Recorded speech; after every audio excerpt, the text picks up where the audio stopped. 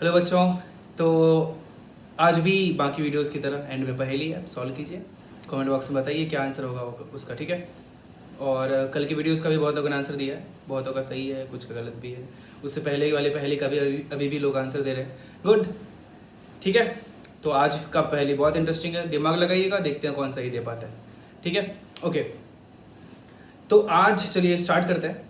आज का टॉपिक है similar triangles. Okay, similar triangles हम लोग देखते हैं क्या होता है। बहुत मज़ेदार टॉपिक है, बहुत इंपॉर्टेंट टॉपिक है, ठीक है। इस पे आप कई सारी चीज़ें इसमें आएंगी जो आगे बहुत काम आएंगी, बाकी चैप्टर्स की तरह भी। अच्छे से पढ़िए, सीखिए, और इसमें बहुत सारी और अलग चीज़ें भी मैं आपको बताऊंगा, ठीक है। तो चलिए स्टार्ट करते हैं। तो similar triangle, okay, similar triangle देखते हैं क्या होता है। देखो, जैसे 9th तक आपने पढ़ा होगा कॉन्ग्रुएंट ट्राइंगल, है ना। कॉन्ग्रुएंट ट्राइंगल में क्या होता है कि दो ट्राइंगल के अगर शेप भी बराबर होते हैं, साइज में भी बराबर होता है, मतलब बिल्कुल ही बराबर हो जाए तो वो कॉन्ग्रुएंट ट्राइंगल हो जाता है ना। मीन्स अगर ये इसके बराबर है, ये इसके बराबर है, और ये इसके बराबर है, तो और ये एंगल भी इसके इक्वल है, ये एंगल इसके इक्वल है, ये एंगल इसके इक्वल है, मतलब कि अगर दो ट्राइंगल कॉन्ग्रुएंट है तो उसके सारे पार्ट्स इक्वल हैं। अब सिमिलर ट्राइंगल में ऐसा नहीं होता है। सिमिलर ट्राइंगल क्या हो जाता है कि बस दिखने में एक जैसा होना चाहिए, दिखने में एक जैसा होना चाहिए, बराबर होना ज़रूरी नहीं है ना, बराबर होना ज़रूरी नहीं है, बस दिखने में एक जैसा होना चाहिए, वही सिमिलर ट्राइंगल होता है। अब जैसे देखो, एग्जांपल के लिए मैं आपको बताऊं तो अब एक बॉल है, क्रिकेट का गेंद होता है बॉल, और एक फुटबॉल का होता है। दिखने में दोनों क्या है, दोनों स्फीयर है, गोला है कि नहीं, लेकिन साइज दोनों का बराबर है कि नहीं। दिखने में वो सिमिलर जैसा लगता है, एक जैसा लगता है, लेकिन बराबर बिल्कुल नहीं होता है। वैसे दूसरा आपको एग्जाम्पल चाहिए तो एक, अगर ट्रायंगल में आपको एग्जाम्पल चाहिए तो ट्रायंगल में एग्जाम्पल मैं ऐसे ले सकता हूँ कि एक इक्विलैटरल ट्रायंगल है और दूसरा इक्विलैटरल ट्रायंगल है। अब दो इक्विलैटरल ट्रायंगल मतलब समबाहु त्रिभुज दिखने में हमेशा एक जैसा होगा, है कि नहीं, लेकिन इक्वल तो नहीं होगा ना, बिल्कुल नहीं होगा। तो अगर दोनों दिखने में एक जैसा है तो दोनों सिमिलर हो गया। ट्रायंगल की बात करें तो दो ट्रायंगल एक जैसा दिख रहा है तो वो सिमिलर ट्रायंगल हो गया। बराबर बिल्कुल हो ऐसा ज़रूरी नहीं है। तो दो इक्विलैटरल ट्रायंगल मतलब दो समबाहु त्रिभुज हमेशा सिमिलर ट्रायंगल होगा, हमेशा सिमिलर होगा, है कि नहीं, क्योंकि दोनों दिखने में बिल्कुल सेम जैसा होता है, ठीक है। तो अब आप समझ गए होंगे सिमिलर ट्रायंगल क्या होता है, कि एक जैसा दिखे। तो अब मैं आपको ट्रायंगल के फॉर्म में लिख भी देता हूँ कि जैसे चलो इसी को एक ट्रायंगल मान लेते हैं ABC, इसको मान लेता हूँ मैं दूसरा ट्रायंगल DEF। तो ABC एंड इफ मैं लिखता हूँ if triangle ABC is similar to, ऐसे अब लिखेंगे सिमिलर टू ट्रायंगल DEF। ये जो बीच में साइन लिखा है इसका मतलब क्या हो जाता है, similar. So if triangle ABC is similar to triangle DEF, that means अब क्या क्या होगा वो देखो। इसका मतलब दोनों ट्रायंगल के एंगल्स बराबर होने वाले हैं। Then angle A will be equals to angle D, है ना। Angle A will be equals to angle D, angle B will be equals to angle E, and angle C will be equals to angle F। Means इस चीज़ को अगर एक proper आपको term देखना है कि क्या बोलेंगे तो इसको बोलते हैं corresponding, corresponding angles are equal. Means ये हो गया तो करस्पॉन्डिंग एंगल क्या हो गया, इक्वल हो गया, ठीक है। तो अगर दो ट्रायंगल सिमिलर है तो उसके करस्पॉन्डिंग एंगल्स इक्वल होंगे, मतलब कि तीनों एंगल्स एक दूसरे के बराबर होंगे, फिक्स है। और क्या होगा, ये पहला चीज हो गया। और दूसरा होगा करस्पॉन्डिंग साइड्स आर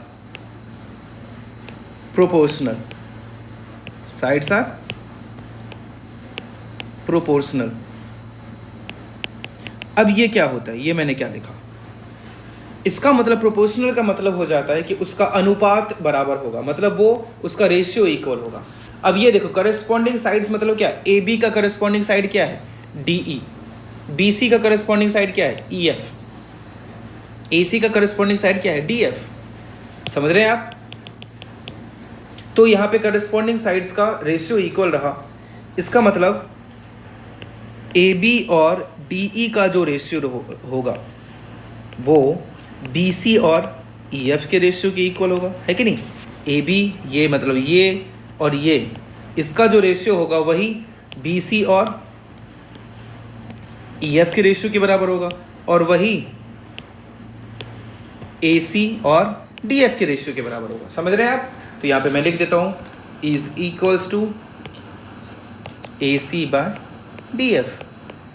मतलब कि दो बातें होंगी, मैं फिर से रिपीट कर देता हूँ कि अगर दो ट्राइंगल्स सिमिलर हैं तो फिर उसके सारे एंगल्स बराबर होंगे, करस्पॉन्डिंग एंगल्स, और करस्पॉन्डिंग साइड्स का रेशियो भी इक्वल होगा, मीन्स वो प्रोपोर्शनल होंगे, समझ रहे हैं आप। ऐसा बिल्कुल नहीं होगा कि सारे पार्ट्स बराबर हो जाए, है ना। एक और यहाँ पे मैं स्टेटमेंट बोलता हूँ कि अगर दो ट्राइंगल्स सिमिलर हैं दैट डजंट मीन कि वो दोनों ट्राइंगल कॉन्ग्रुएंट भी होंगे। मतलब कि अगर दो ट्राइंगल्स समरूप हैं, सिमिलर ट्राइंगल्स, सिमिलर का हिंदी क्या होता है, समरूप होता है। तो अगर दो ट्राइंगल्स समरूप हैं तो ज़रूरी नहीं है कि वो दोनों क्या होंगे, सर्वांगसम भी होंगे। सर्वांगसम मतलब क्या हो जाता है कॉन्ग्रुएंट ट्राइंगल्स। लेकिन अगर दो ट्राइंगल्स कॉन्ग्रुएंट हैं तो ऐसा फिक्स है कि दोनों ट्राइंगल्स सिमिलर तो होंगे ही, ठीक है। मीन्स मैं ये बोल सकता हूँ कि if two triangles are congruent that means those triangles are going to be similar, but if two triangles are similar that doesn't mean that those triangles are congruent, है कि नहीं। अब इन चीज़ों को समझो और याद रखो, ठीक है, कि अगर दो ट्राइंगल सिमिलर है तो ये दो कहानी होगी, ठीक है। यहाँ तक हमने देख लिया, अब आगे बढ़ते हैं। अब जो मेन नेक्स्ट इंपॉर्टेंट थिंग होता है वो होता है बेसिक प्रोपोर्शनैलिटी थ्योरम। क्या होता है, बेसिक प्रोपोर्शनैलिटी थ्योरम। देखते हैं वो क्या होता है, एक मिनट रुक जाइए आप।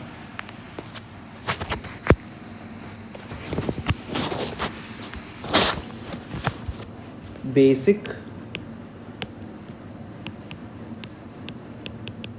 प्रोपोर्शनैलिटी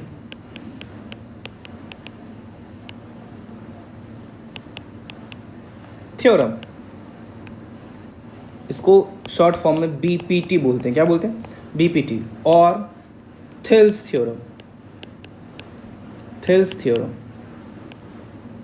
अब ये क्या होता है देखते हैं।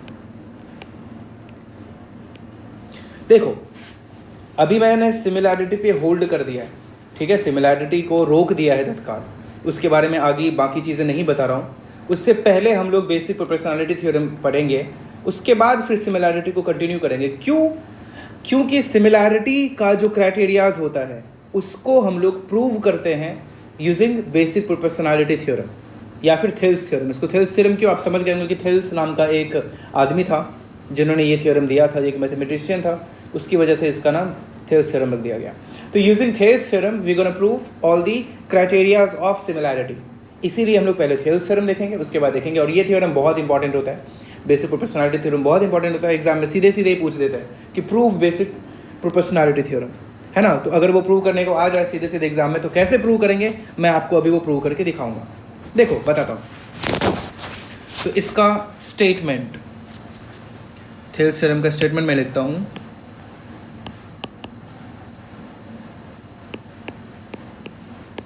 स्टेटमेंट होता है कि if a line is drawn, if a line is drawn to या drawn parallel to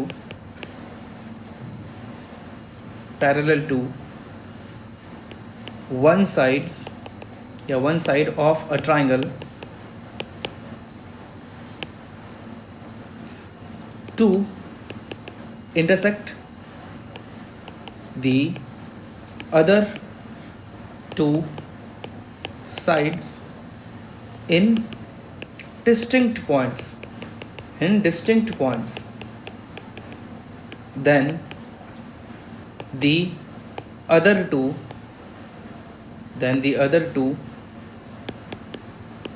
sides are divided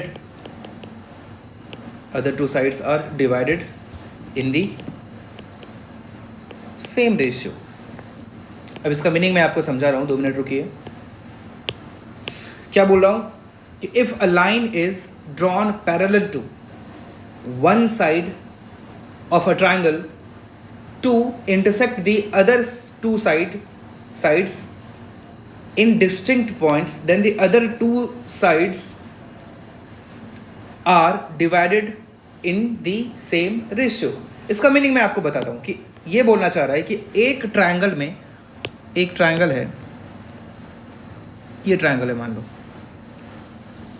if इस ट्रायंगल में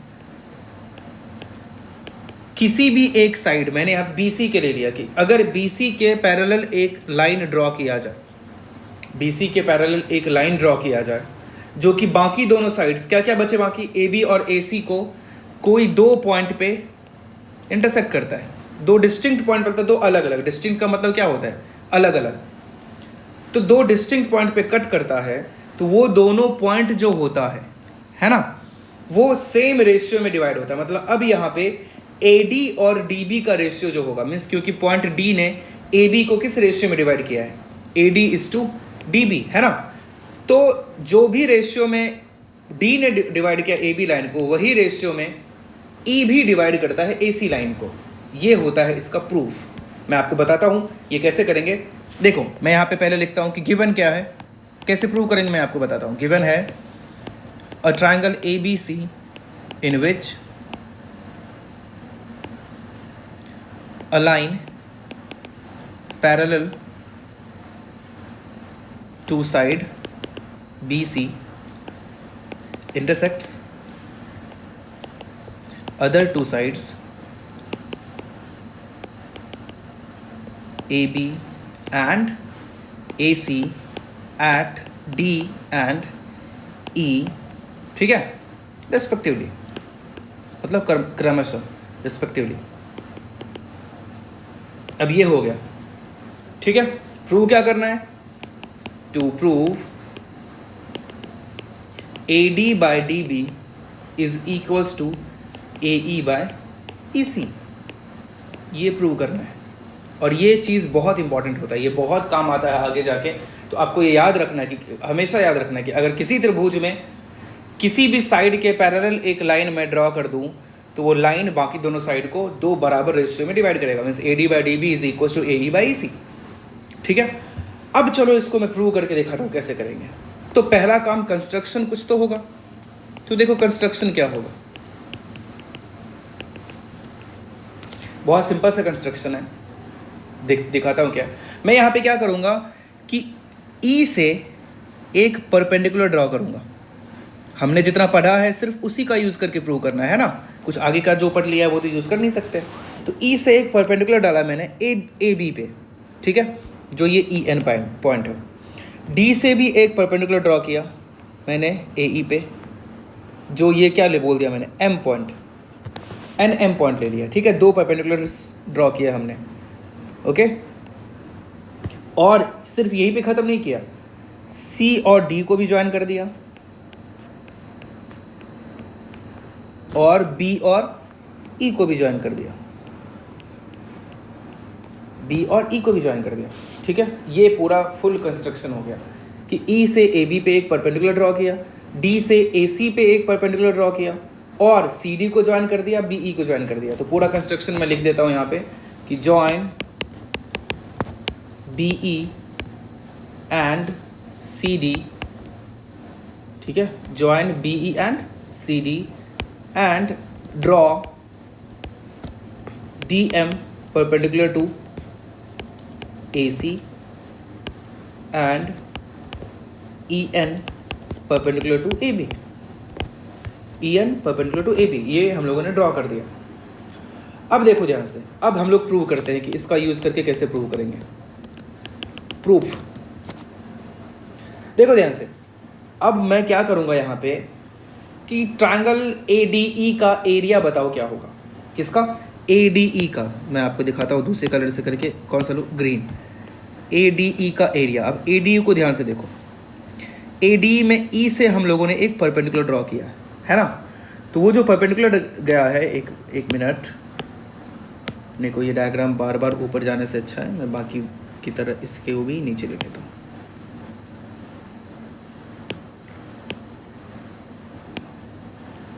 एक मिनट, हाँ वेट कीजिए आप लोग। इसको मैंने नीचे ले लिया। अब देखो, अब बताओ एरिया ऑफ ट्रायंगल ADE क्या होगा। वो जो ग्रीन कलर का है वो ट्रायंगल, अगर बेस मैंने क्या होगा, half into base into height, तो बेस मैंने AD ले लिया तो हाइट क्या होगा, EN होगा, है कि नहीं। बेस अगर AD ले लिया तो हाइट क्या होगा, EN होगा। और वैसे ही इसी प्रकार आप ध्यान से देखना, AD लेने पे EN हो गया, और वही अगर बेस मैंने AE ले लिया तो क्या होगा, DM होगा, है कि नहीं। AE ले लिया तो क्या होगा, बेस क्या हो जाएगा, DM हो जाएगा। तो वो भी लिख देता हूँ, इक्वल्स टू हाफ इंटू वही एरिया, अगर बेस मैंने AE ले लिया तो हाइट क्या होगा, DM होगा। तो ये दोनों को मैंने रख दिया, एरिया ऑफ AD ये और ये दोनों हो सकता है, ठीक है। अभी इसको रहने दो तत्काल। अब एक और चीज़, एक बात बताओ, एरिया ऑफ ट्रायंगल BDE क्या होगा, एरिया ऑफ ट्रायंगल BDE क्या होगा। अब BDE कौन सा ट्रायंगल है, ये वाला ट्रायंगल है BDE। इसका एरिया भी क्या होगा, half into base into height, है कि नहीं। तो इसका एरिया मैं लिखता हूँ equals to half into base, अगर BD लिया है तो बताओ हाइट क्या होगा। अब ध्यान से देखो, तो BDE के लिए अगर आप ही बताओ, एक ऐसा ट्रायंगल होता है तो इसका हाइट कैसे अज्यूम करते हैं, इसका हाइट अगर इसको बेस लिया है तो हाइट इधर से जो परपेंडिकुलर ड्रॉ करते हैं वही ना, तो इधर से आप परपेंडिकुलर ड्रॉ करोगे तो ये तो इसके बाहर रहेगा ना, है कि नहीं। तो इस बेस पे इस वर्टेक्स से जो परपेंडिकुलर आता है वही तो हाइट होता है। तो यहाँ पे देखो E अगर हम लोगों ने वो ले लिया ऊपर वाला वर्टेक्स, तो वहाँ से परपेंडिकुलर कौन सा है, EN है ना, EN वो परपेंडिकुलर है कि नहीं। तो हाइट क्या हो गया, EN, क्योंकि बेस BD लिया है तो BD पे परपेंडिकुलर E से कौन सा आया है, EN आया है, तो उसका area half into BD into EN हो गया, है कि नहीं। अब आप ये आसानी से समझ रहे होंगे। इसके बाद वैसे ही जैसे BD, इसको मैं इक्वेशन 1 बोल देता हूँ, ठीक है। अब BD का एरिया हमने लिख लिया। अब ऐसे ही एरिया ऑफ एक और ट्रायंगल में लिखता हूँ, triangle DEC, area of triangle DEC। अब DEC कौन सा ट्रायंगल है, तो ये वाला। अब ये ट्रायंगल में भी अगर आप एरिया लिखोगे तो क्या होगा, हाफ इंटू, अगर बेस आपने EC लिया है तो हाइट बिल्कुल पीछे वाले की तरह क्या हो जाएगा, DM हो जाएगा, है कि नहीं, क्या हो जाएगा, DM हो जाएगा। इसको बोल दिया मैंने इक्वेशन 2। अब ध्यान से एक और चीज़ देखो, यहाँ सब हमने इतने सारे एरियाज लिख दिए, और यही तरीके से थिल्स ने भी प्रूव किया था। तो आपको भी एग्जाम में अगर आ जाए तो यही तरीके से प्रूव करोगे तो आपको पूरा मार्क्स अच्छे से मिलेगा, है ना। एग्जाम में बिल्कुल ऐसे ही प्रूव करना है, इसी प्रकार आपको लिखते जाना है। तो वो आपने एरिया दोनों का लिख दिया। अब लेकिन ध्यान से देखो, तो एक मिनट, तो नीचे आ गया, हाँ। तो ADE का तो लिख दिया था, ट्रायंगल BDE का एरिया और ट्रायंगल DEC का एरिया तो बराबर होगा ना, मतलब ब्लू और येलो में जो लिखा है वो दोनों ट्रायंगल का एरिया बराबर होगा। क्यों बराबर होगा वो देखो, क्योंकि ऐसा आपने पढ़ा होगा 9th में, अगर नहीं पढ़ा होगा तो मैं अभी बता देता हूँ कि अगर दो पैरेलल लाइन होता है, ये दोनों लाइंस पैरेलल हैं, तो दो पैरेलल लाइन के साथ सेम बेस के साथ, मतलब अगर मैंने AB बेस ले लिया तो AB बेस के साथ आप जितने ट्रायंगल ड्रॉ करोगे सारे ट्रायंगल्स का एरिया इक्वल ही होगा, है कि नहीं। सारे ट्रायंगल का एरिया क्या हो जाएगा, इक्वल हो जाएगा।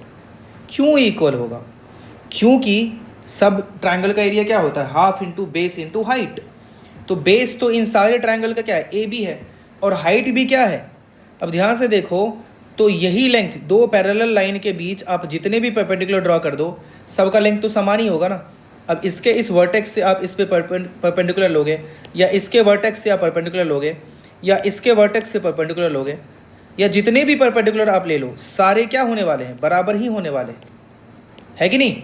तो इसीलिए हम लोग ये कॉन्सेप्ट याद रखते हैं कि कोई भी टू पैरेलल लाइंस के बीच जितने भी ट्रायंगल होंगे विद सेम बेस AB के साथ, उन सब का एरिया क्या होने वाला है, इक्वल होने वाला है, बिल्कुल बराबर होने वाला है कि नहीं। तो यहाँ पे भी वैसी से देखो, तो DE और BC क्या है, पैरेलल है। DE और BC क्या है, पैरेलल है।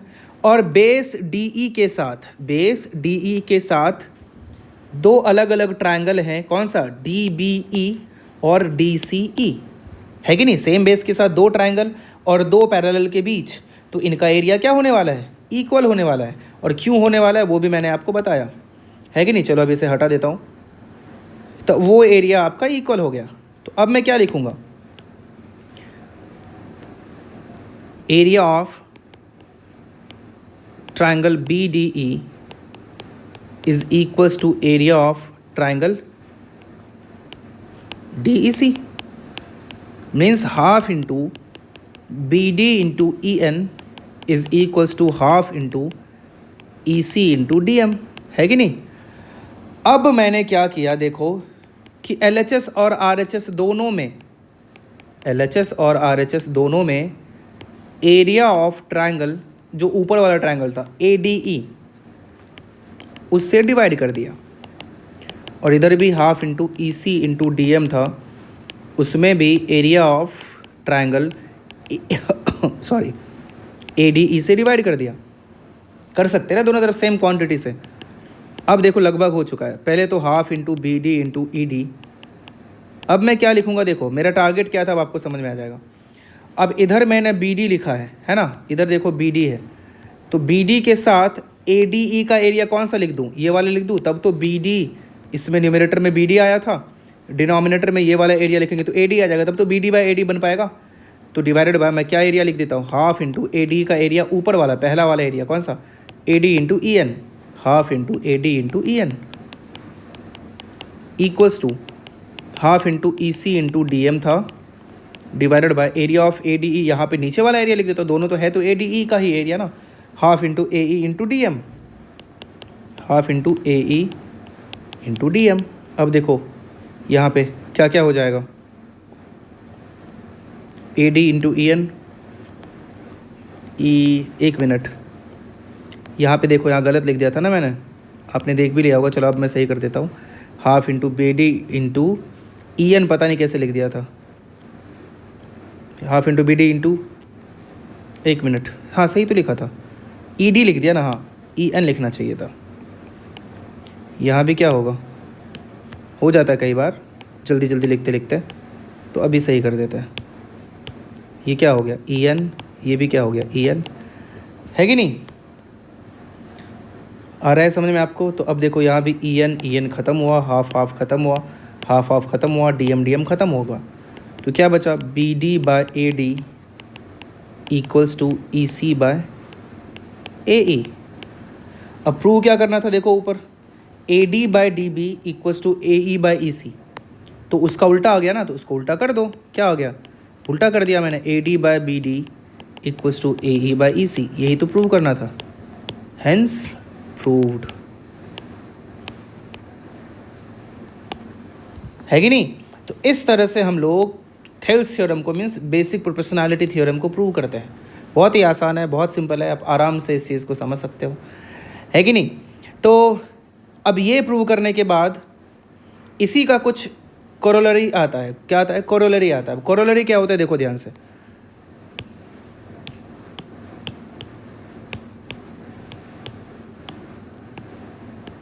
कोरोलरी। अब कोरोलरी का मतलब होता है कि उसी रिजल्ट से मिलता जुलता और भी रिजल्ट्स हम लोग डिफाइन कर सकते हैं, है ना, उसी रिजल्ट से मिलता जुलता और भी रिजल्ट्स हम लोग डिफाइन कर सकते हैं। क्या क्या, देखो अब ट्रायंगल ABC है, ये रहा ट्रायंगल ABC,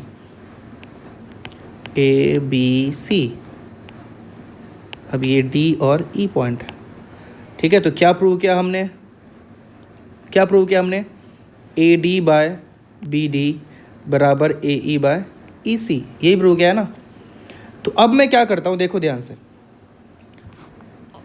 इसके कोरोलरी क्या क्या होते हैं पहले वो देख लो, वो लिख देता हूँ, फिर उसको भी कैसे प्रूव करना है वो मैं बता दूंगा। पहला, अब इसका उल्टा भी लिख देता हूँ, DB बाय AD, वो तो किया ही था प्रूव वैसे भी हम लोगों ने, इसी को कोरोलरी भी बोला जाता है, EC बाय AE, ये पहला। दूसरा, इसी के साथ ये भी रिजल्ट आ गया, AB by AD equals to AC by AE, है ना। क्या लिखा मैंने, AB बाय, देखो AB बाय ए डी, ये वाला मीन्स येल्लो बाय ग्रीन, इधर का yellow by green equals to इधर का येल्लो बाय इधर का ग्रीन, है कि नहीं? समझ रहे हैं आप? ये भी हो जाता है, इसी से ये भी आता है, इसी को कोरोलरी बोला जाता है। इसको प्रूव भी कर सकते हैं, मैं बताऊंगा आपको। तीसरा और हो सकता है A D by A B, इसको उल्टा कर दिया फिर से, equals to A E by A C, ये भी प्रूव कर सकते हैं। चौथा और भी आ सकता है, A B by D B. अब कौन सा ले लिया? ए डी के अलावा, ग्रीन के अलावा जो बचा था, A B by D B, that equals to A C by E C, है कि नहीं? ये भी हम लोग बाद में यूज़ कर सकते हैं, बहुत काम की चीज़ें ये सब। या फिर पांचवा, अब इसको उल्टा कर दो, D B by A B equals to E C by A C. ये भी आपको पता होना चाहिए कि किसी भी ट्रायंगल में ऐसा ऐसा भी होता है कि नहीं? ऐसा ऐसा भी किसी ट्रायंगल में होता है, that D B by A D equals to E C by A E, है ना? अगर कहानी क्या है, if D E is parallel to B C then, है कि नहीं? डी ई बी सी के पैरेलल है, तब ये सब कुछ हो सकता है। अब इसको आप प्रूव कैसे करोगे? बहुत आसान है प्रूव करना। ये है ना, देखो ये तो कैसे आ गया, सीधा इसको उल्टा कर दिया तो ये आ गया।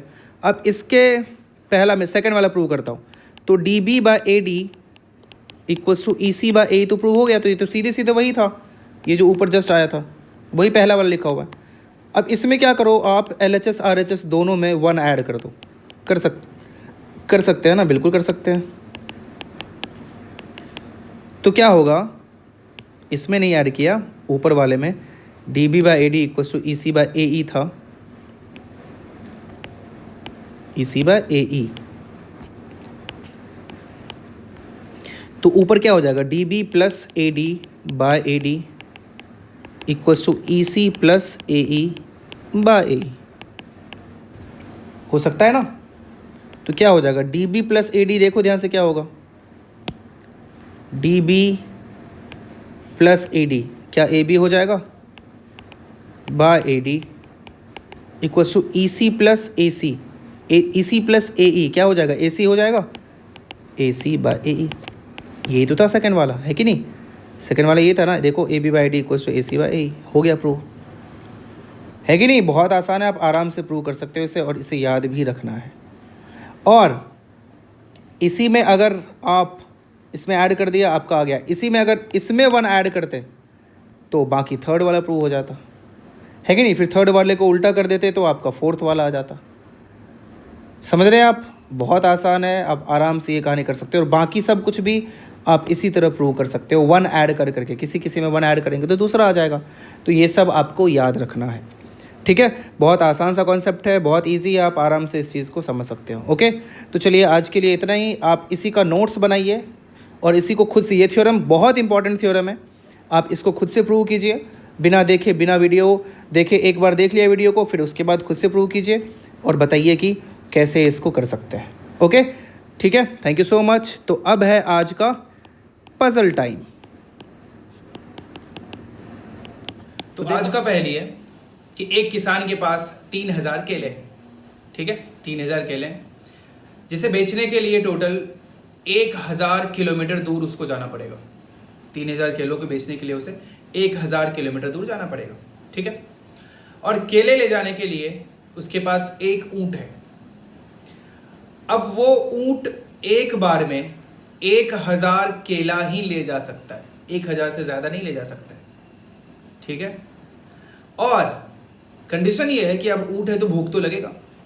तो 1000 केले जब वो लेके जाता है तो हर 1 किलोमीटर के बाद, है ना, हर 1 किलोमीटर के बाद ऊंट को 1 केला खिलाना पड़ता है।